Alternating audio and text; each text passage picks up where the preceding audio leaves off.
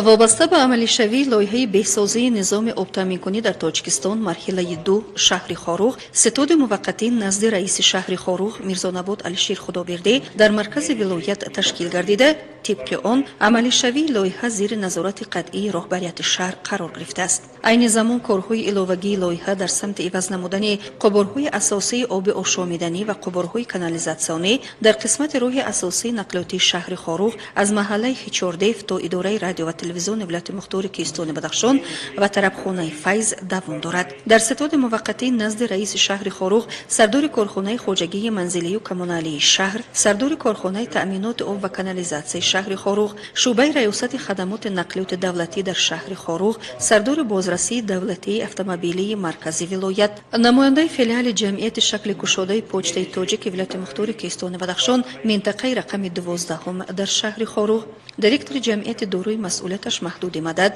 نماینده جمعیت داروی مسئولیتش محدود تجارت 16، نمایندگی شرکت برقی پامیر انرژی، مهندسان نظارتچی و دیگر متخصصان مربوط به لایحه بهسازی نظام آب‌تامین‌کنی در تاجیکستان مرحله 2 شهر خاروغ اعضایان فعال بوده در ستاد همروزه وابسته به مرحله مورد عمل قرار گرفتن لایحه نتیجه ها تحلیل کرده می شوند. باید گفت که مرحله یکم این لایحه بنیاد و مورد استفاده قرار گرفتن خط آبگذر باغیودره خاروغ بوده. مرحله دوم این لایحه در حدود شهر خاروغ عین زمان مورد عمل قرار داده شده است. مبلغ گذار لایحه بانک اروپایی تجدید و رشد بوده. در مجموع 4 میلیون دلار آمریکایی طبق نقشه پیش بینی گردیده می باشد که 2 میلیون دلار به طور گرانت و 2 میلیون دلار دیگر همچون قرض کردیتی پیش بینی گردیده است. آغاز عملی شوی لایحه سال 2014 بوده. باید که تا سال 2022 پره به انجام برسد. عین زمان در راه اساسی نقلیاتی مرکزی در سمت محله هیچوردیف تا اداره رادیو و تلویزیون قبور کانالیزاسیونی جابجا کرده می شود.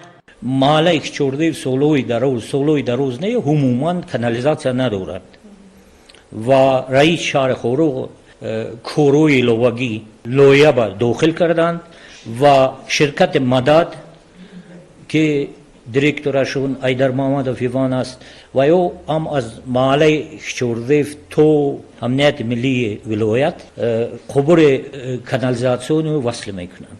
بنیاد خط آب نوشاکی نیز در سمت راه اساسی از طربخانه فیض تا محله مرکزی در درازی 12.5 کیلومتر که چقوری آن 1.6 متر می باشد دوام دارد. بنیاد آن را جمعیت داروی مسئولیتش محدود مدد به عهده داشته در آن 15 نفر کارگران به کار جلب گردیدند.